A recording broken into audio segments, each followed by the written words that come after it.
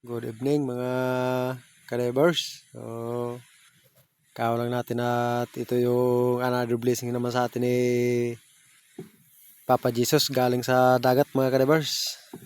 So, po, nakahuli tayo ng kung tawagin ito sa amin mga ka-divers is mangagat mga ka-divers. So, ayan po.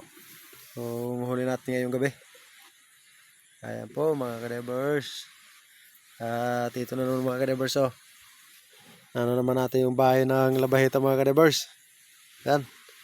Saka may taligbago tayong yan mga ka-divers. Saka ito, mayroon naman tayong danggit.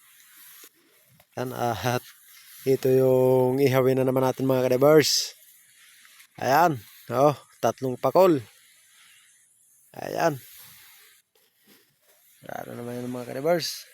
Salamat Lord sa another blessing sa gabi na ito.